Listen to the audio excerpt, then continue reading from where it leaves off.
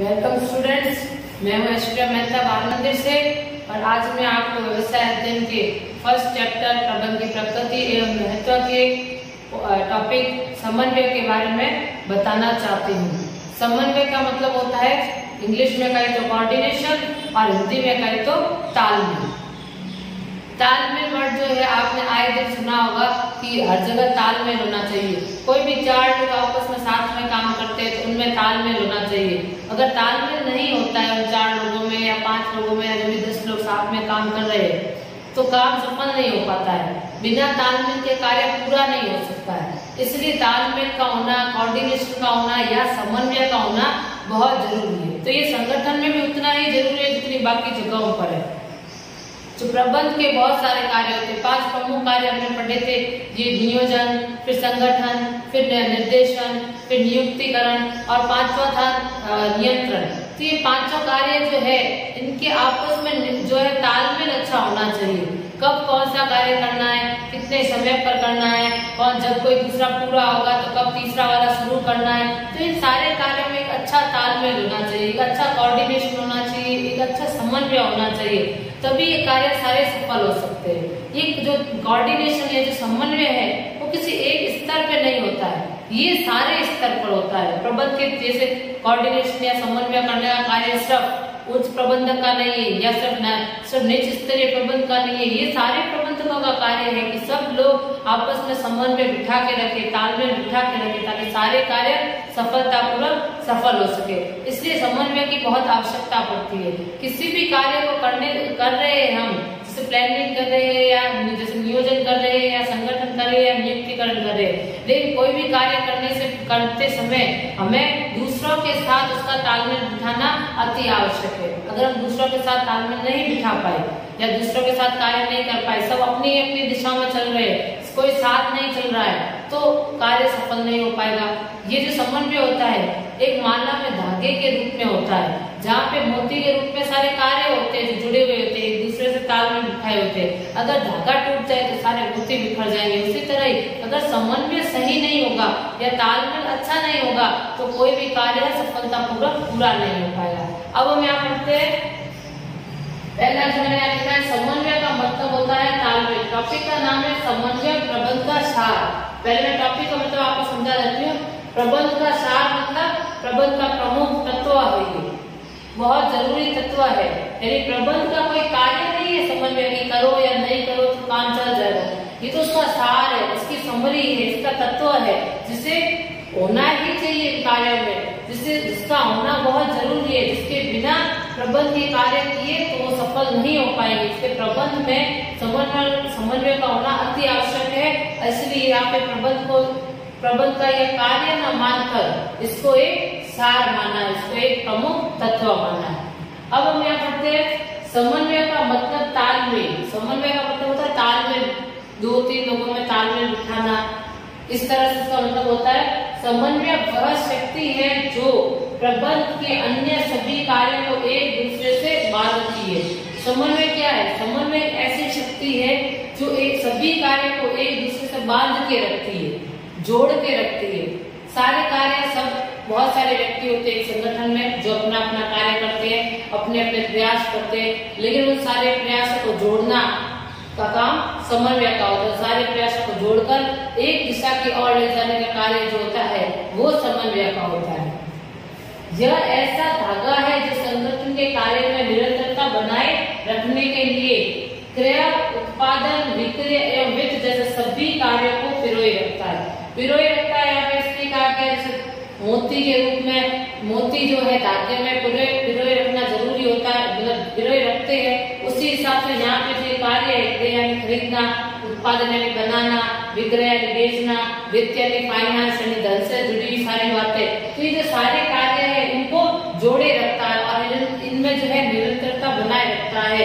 यानी किसी भी काम को अटकने नहीं देता है, सबका कोऑर्डिनेशन बहुत अच्छा बनाए रखने का काम ही समन्वय का होता है। एक अच्छा प्रबंधक वही होता है जो सबसे अच्छा संगठन में समन्वय कर पाए, सब लोगों के बीच में तालमेल बिठा पाए। कब कौन सा कार्य खत्म होगा, कब दूसरा कार्य शुरू करना है, कब दूसरा वाला कार्य खत्म होगा, तीसरा शुरू करना है, इस सबके बीच में एक अच्छा समन्वय, एक अच्छा तालमेल बिठाने वाला ही सबसे अच्छा सफल प्रबंधक माना जाता है।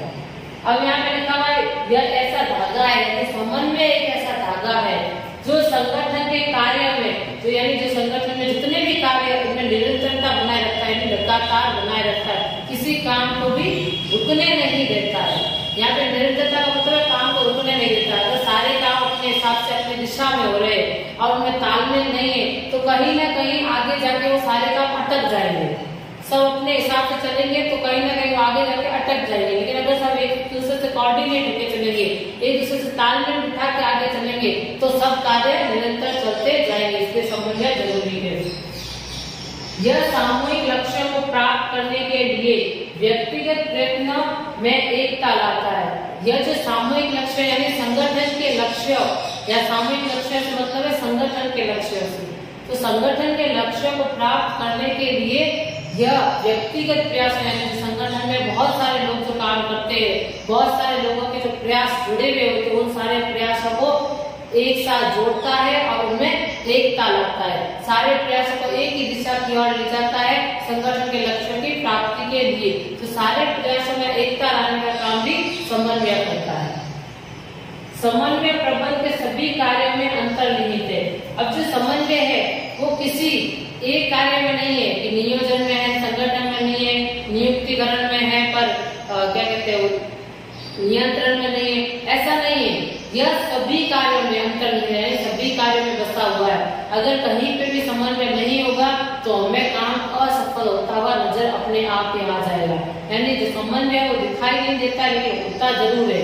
वो हमें महसूस हो जाएगा जब काम सफलतापूर्वक पूरे हो रहे हो, जब काम लाइन वाइज पूरे हो रहे हो तो हमें लगेगा कि सब में बहुत अच्छा तालमेल बैठा हुआ है, सारा लगातार कार्य हो रहा है। तो ये दिखाई नहीं देता लेकिन इसको अनुभव किया जा सकता है। तो ये सभी कार्यों में अंतर्निहित होता है।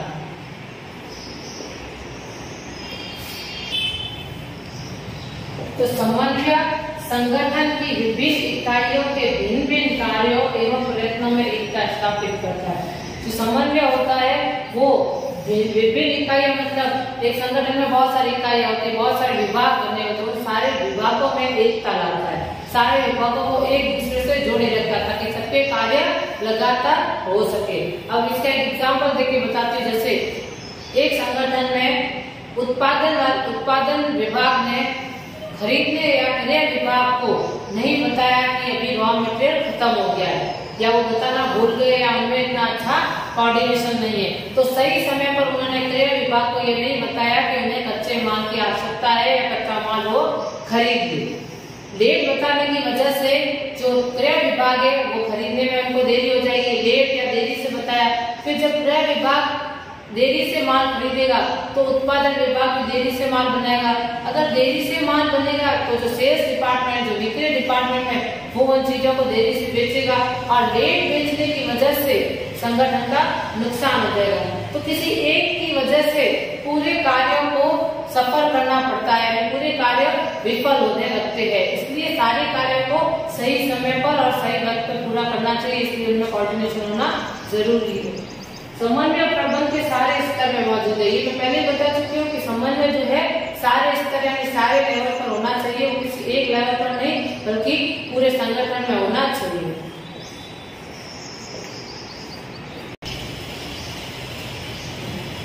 तो अब हम पढ़ रहे हैं समन्वय की प्रकृति।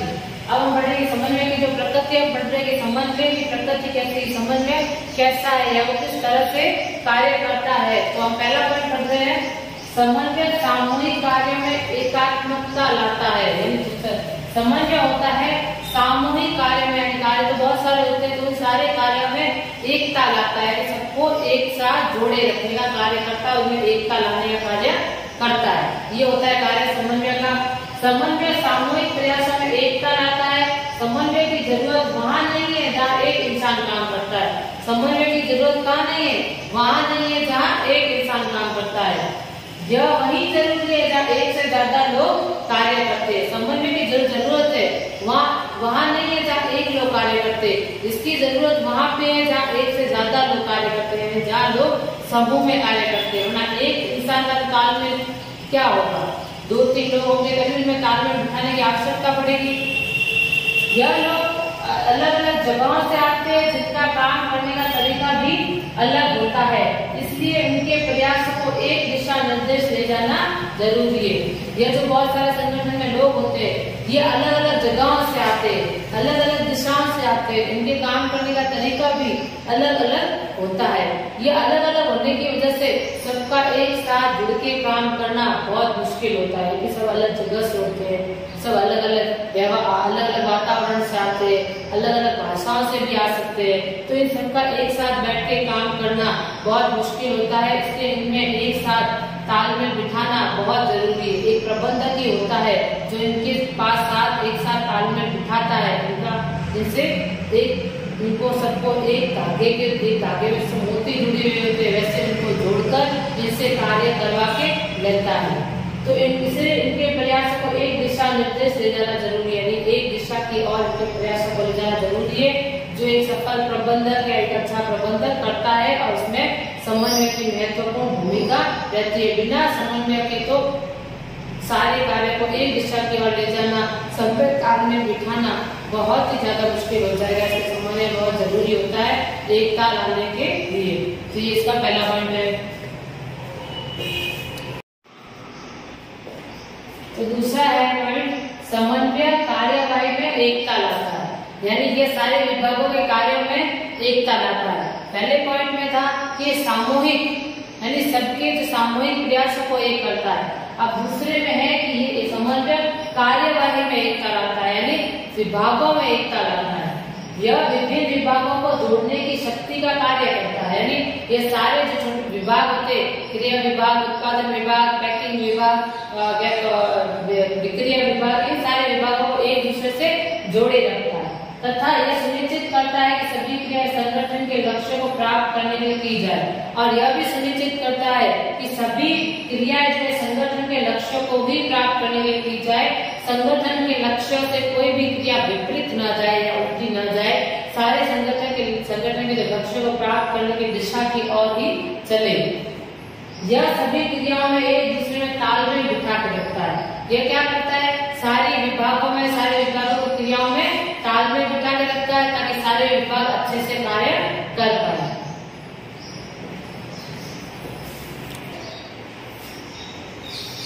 तो दूसरा पॉइंट है, समन्वय निरंतर चलने वाली प्रक्रिया है। समन्वय कोई एक बार का कार्य नहीं, बल्कि लगातार चलने वाली प्रक्रिया है। समन्वय है वो एक समय बाद खत्म नहीं होता, इसको लगातार करना पड़ता है। जैसे अगर मैंने नियोजन में या नियोजन कर लिया, तो संगठन कर लिया, उसके बाद जो नियुक्तिकरण कर लिया, निर्देशन कर लिया, और उसके बाद पांचवा नियंत्रण कर लिया, तो किसी भी एक स्टेज में या एक स्तर में से नहीं होने, पांचों स्टेज में होता है। और पांचों स्टेज खत्म होने के बाद भी कोऑर्डिनेशन तो लगातार या समन्वय तो लगातार चलता ही रहता है, ये रुकता नहीं है। हमें जब तक संगठन चल रहा है तब तक कोऑर्डिनेशन या समन्वय करते ही रहना पड़ता है। यह नियोजन से प्रारंभ होता है एवं नियंत्रण तक चलता रहता है। यह नियोजन से शुरू होता है कि नियोजन सबसे पहला कार्य है और नियंत्रण सबसे आखिरी कार्य है। लेकिन अगर एक संगठन चल रहा है तो सारे कार्य भी साथ साथ चलते हैं, और ये कोऑर्डिनेशन भी सबको साथ साथ ही करना पड़ता है, समन्वय भी सबको साथ साथ ही करना पड़ता है। समन्वय कोई कार्य नहीं है जिसको पूरा करके हम रख ले। समन्वय तो एक तत्व है जो एनी टाइम, जो पूरे समय होना जरूरी है संगठन में, जो हर समय संगठन में होना जरूरी है, इसलिए लगातार चलता रहता है। दूसरा है समन्वय, यहाँ पे लिखा बिना समन्वय के काम करवाना बहुत ही मुश्किल है, यानी अगर किसी चीज में तालमेल ना हो तो वो काम सफल नहीं हो पाएगा और कार्य को करना बहुत मुश्किल हो जाएगा।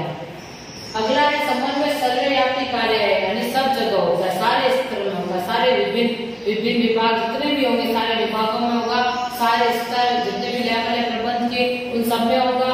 समन्वय की आवश्यकता प्रबंध के सभी स्तरों पर होती है। समन्वय की जो आवश्यकता होती है वो सभी स्तरों पर होती है, प्रबंध के सारे स्तरों पर होगी, सारे लेवल पर होगी। किसी एक लेवल का कार्य नहीं है, ये सबका कार्य है।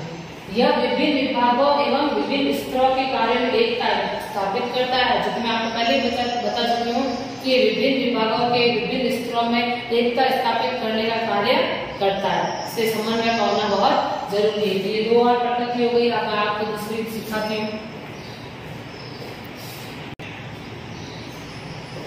तो चौथा है समन्वय सभी प्रबंधकों का उत्तरदायित्व है। प्रबंधक क्या, समन्वय जो है सभी प्रबंधकों का उत्तरदायित्व है, यानी किसी एक प्रबंधक का उत्तरदायित्व नहीं है, ये सारे प्रबंधकों का उत्तरदायित्व है।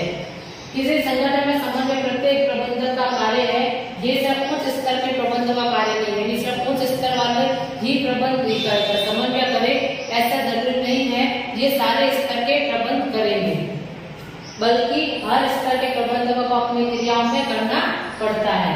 उच्च स्तर के प्रबंधक संगठन की नीतियों का क्रियान्वयन है, वो इसलिए अपने अधीनस्थों के साथ समन्वय करते हैं। जो उच्च स्तर के प्रबंधक होते हैं वो अपनी जो नीतियां बनाई हुई है उसको लागू कर पाए, अच्छे ढंग से लागू कर पाए, इसके लिए अपने अधीनस्थों के साथ समन्वय करते हैं, तालमेल बिठा के रखते हैं।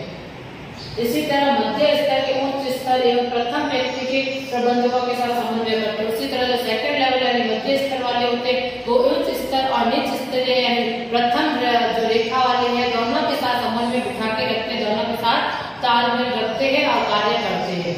और जो परिचालन स्तर है प्रथम व्यक्ति के जो प्रथम पंक्ति वाले हैं वो प्रबंधक अपने कर्मचारी के कार्य में समन्वय करते हैं, यानी उनके जो कर्मचारी हैं जो प्रथम श्रेणी वालों के जो कर्मचारी अंदर में आते हैं उनके जो कर्मचारियों में आपस में एक तालमेल बैठा के रखने का कार्य जो होता है वो निच स्तरीय प्रबंधकों का होता है। तो इस तरह से हर स्तर के प्रबंधक अपने अपने कार्य में तालमेल बिठाने की पूरी कोशिश करते हैं। तो ये सभी प्रबंधकों का उत्तरदायित्व यानी सभी प्रबंधकों की जिम्मेदारी, सब अपने अपने कार्यों में तालमेल बिठाए, दूसरों के साथ सहयोग करे और दूसरों के साथ कार्य करवा के लिए और उनकी मदद करे और सब में एक साथ तालमेल बिठाने का कार्य सभी प्रबंधकों का होता है।